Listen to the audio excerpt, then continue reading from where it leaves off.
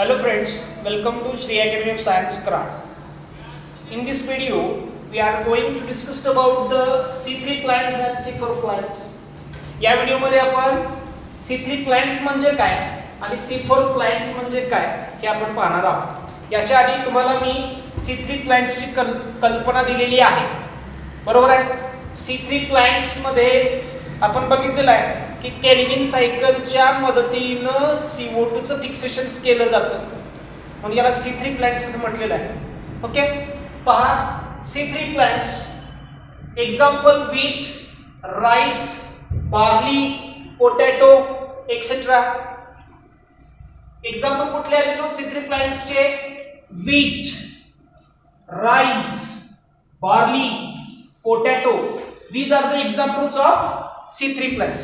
म्हणजे या वनस्पतींमध्ये CO2 चं फिक्सेशन हे केल्विन सायकलच्या मदतीने केलं जातं. बरोबर आहे? पुढे all seed plants like pulses, म्हणजे बिया येणाऱ्या वनस्पती म्हणजेच काय? पल्सेस सारख्या. म्हणजे पल्सेस म्हणजे काय? तर डाळीच्या वनस्पती, मग मूग डाळ असेल, तूर डाळ असेल, मसूर डाळ असेल किंवा आपण हरभरा असेल, हे सगळे पल्सेस मध्ये येतात. बरोबर आहे? आणि मग तुम्ही जर बघितलं तर त्या प्लांट्स मध्ये CO2 चं फिक्सेशन हे केल्विन सायकलच्या मदतीने केलं जातं म्हणून आपण त्यांना C3 प्लांट्स असं म्हणणार आहे. म्हणून एक कॉमन एक्झाम्पल दिलेलं आहे all seed plants like pulses. Okay, so what is the definition of C3 plants? The plant which fixes the CO2 through Calvin cycle is called C3 plants. म्हणजे काय? तर अशी वनस्पती जी CO2 चं फिक्सेशन केल्विन सायकलच्या मदतीने करणार आहे त्याला आपण काय म्हणणार आहे? C3 प्लांट्स असं म्हणणार आहे. मग बघा, the plants which fixes CO2 through Calvin cycle are called C3 plants. बरोबर आहे? म्हणजे जी वनस्पती CO2 चं फिक्सेशन केल्विन सायकलच्या मदतीने करणार आहे तिला C3 प्लांट्स असं म्हणायचं आहे. और डेफिनेशन पुढची, the plant which follow C3 pathway of carbon fixations are called C3 plants. दोन्ही डेफिनेशन एकच आहे, फक्त एकमेकांना और आहे. तुम्ही ही लिहू शकता किंवा ही लिहू शकता, दोन्हींचं मीनिंग सेम आहे. ओके, फक्त केल्विन सायकलच्या ऐवजी कुठला शब्द वापरलेला आहे? C3 pathway. ओके, नेक्स्ट पुढचा पॉइंट बघा, CO2 is accepted bye RUBP. महत्वाचा आहे खूप नीट साठी. तुम्हाला प्रश्न CET ला असा पडू शकतो, which of the following compound is the first CO2 acceptor in C3 plants? तुम्हाला लिहिता यायला पाहिजे काय? RUBP. what is the long form of RUBP? Ribulose biphosphate. हा RUBP काय करतो? तर केल्विन सायकल मधला पहिला CO2 चा ऍक्सेप्टर आहे. So CO2 is accepted by RUBP and first stable product is, तुम्हाला सांगता यायला पाहिजे पहिला स्टेबल प्रोडक्ट कुठला आहे? Three phosphoglyceric acid. म्हणजेच काय? 3PG. ओके, बघितलं आपण केल्विन सायकल. पहिली स्टेप्स कुठली? RUBP. पहिली स्टेप्स कुठली आहे लक्षात ठेवायची? RUMP, RUBP unstable compound. Right. दूसरी steps glucose, glucose, fructose, fructose, डब से बना पागल, नीचे आया पागल, 1,3 डाय पेगा 3 पेगा. दुसरी स्टेप्स. तिसरी स्टेप्स केल्विन सायकलची कुठली येणार? इरिथ्रोज, सुडोहेप्ट्युलोज, RUMP. झाले. या तीन स्टेप्स मध्ये केल्विन सायकल लक्षात ठेवायची आहे. मग केल्विन सायकल मध्ये पहिला स्टेबल प्रोडक्ट कुठला आहे? 3PGA. म्हणजे लॉंग फॉर्म काय येणार आहे? Phosphoglyceric acid. पहिला CO2 ऍक्सेप्टर कोण आहे? RUBP. मग मला सांगा बाळांनो, केल्विन सायकल मध्ये कुठले एन्झाइम्स असणार आहे? Of course rubisco. Okay, ribulose bisphosphate, carboxylase, oxygenase. Rubisco आहे.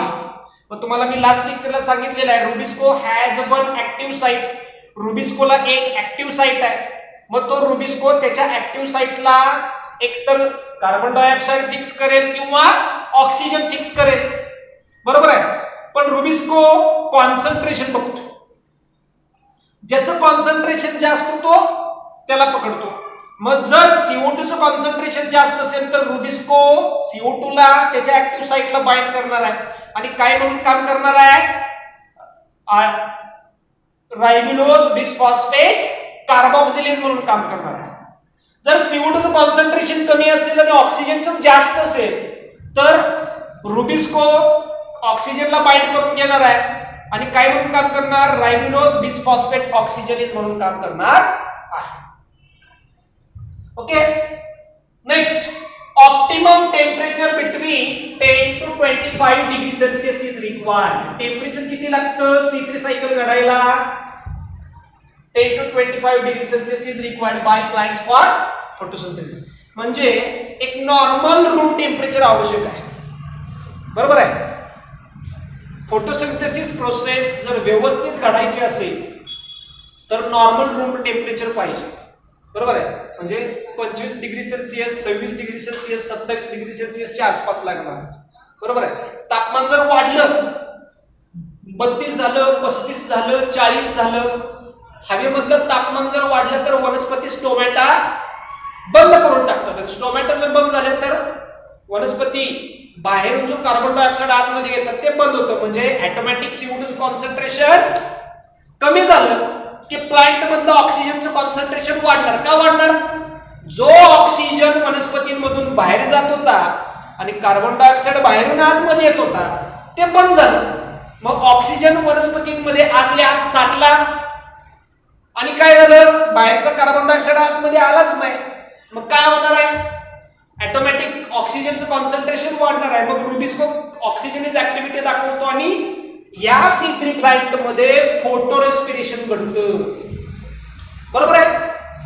मग जर नॉर्मल टेम्परेचर असेल तर नॉर्मल प्रोसेस होणार आहे फोटोसिंथेसिसची, फोटो रेस्पिरेशन इथं होऊ शकत नाही.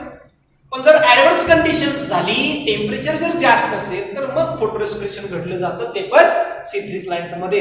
आणि C3 प्लांट मध्ये फोटो रेस्पिरेशन का घडतं तर फोटो ऑक्सिडेशन जी प्रोसेस आहे, फोटो ऑक्सिडेशन प्रोसेस अवॉइड करण्यासाठी C3 प्लांट मध्ये फोटो रेस्पिरेशन हे घडवून आणलं जातं, जे फोटो रेस्पिरेशन आपण लास्ट लेक्चरला पाहिलेलं आहे.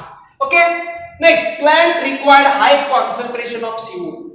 प्लांट मध्ये जर केल्विन सायकल व्हायची असेल, डार्क रिएक्शन व्यवस्थित व्हायची असेल तर कॉन्सन्ट्रेशन CO2 चं जास्त पाहिजे, हाय पाहिजे. Okay, next, enzyme.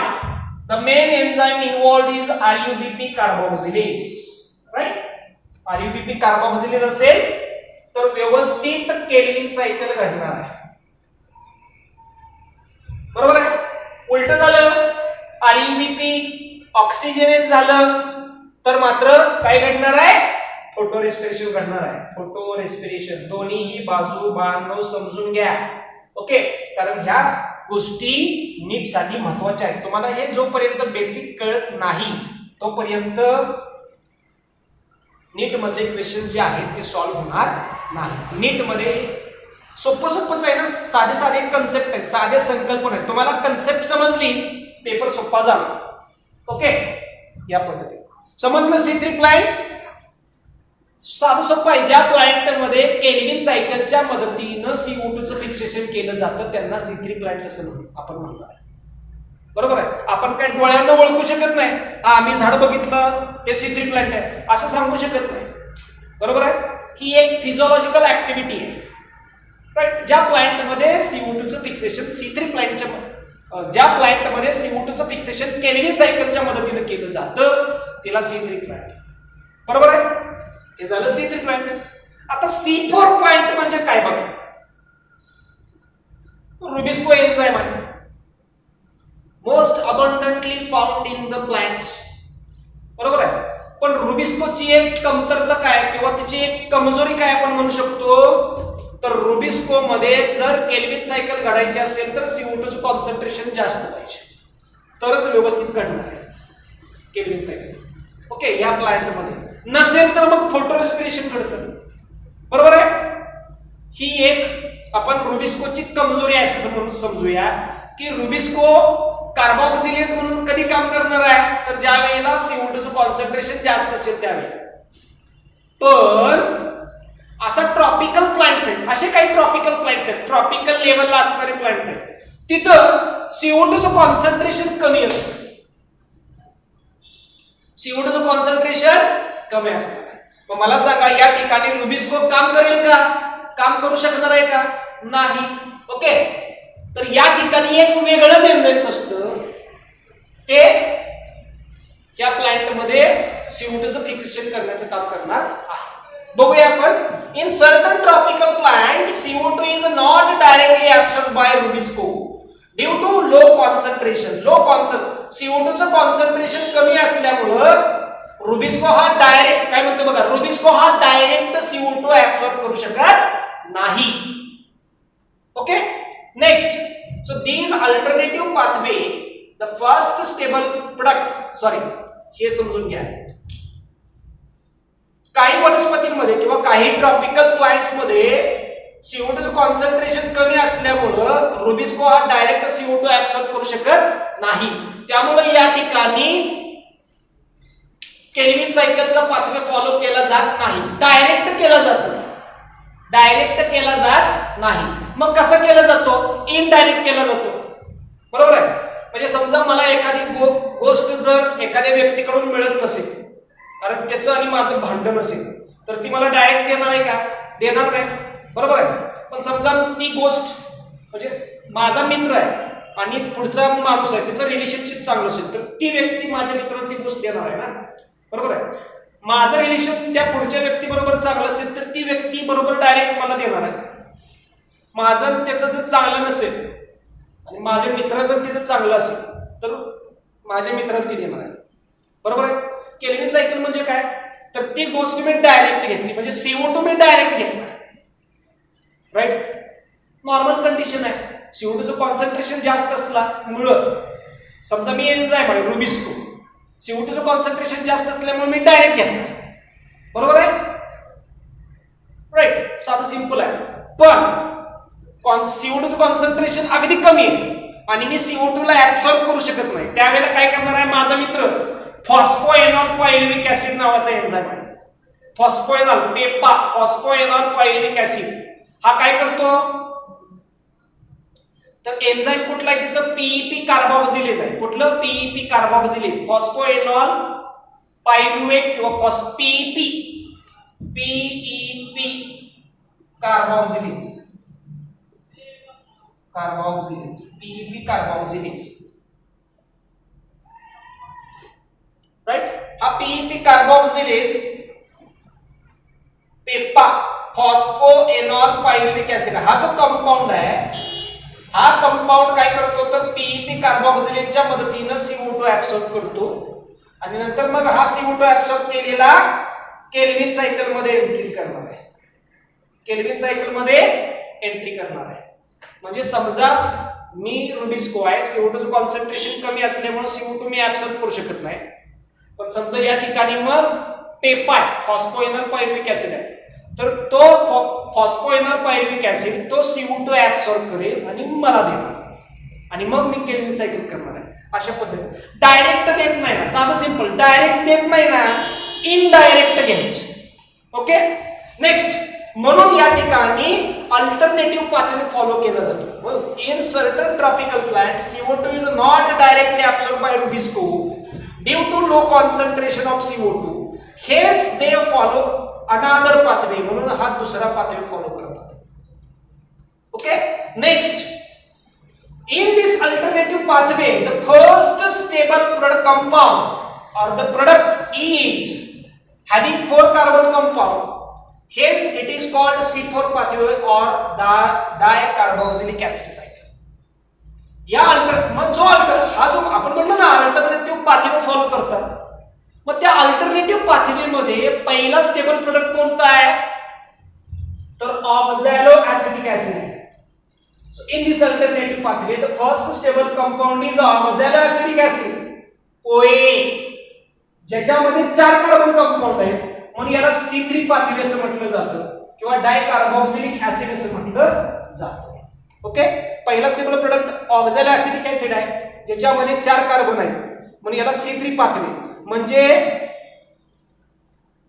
आपण या ठिकाणी म्हणू शकतो the plant which follows C4 pathway for carbon fixation is called C4 plants. म्हणजे ज्या वनस्पती कार्बन फिक्सेशन साठी C4 पाथवे वापरतात त्यांना आपण C4 प्लांट्स असं म्हणणार आहे. समजलं का? C3 plant the plant which follows Kelvin cycle for the fixation of carbon, or the plant which follows C3 pathway for fixation of carbon called C3 plants. C4 plant म्हणजे काय? The plant which follows C4 pathway for carbon fixation is called C4 plants. अशा पद्धतीने आपण या video lecture मध्ये C3 plants आणि C4 plants हे पाहिलेलं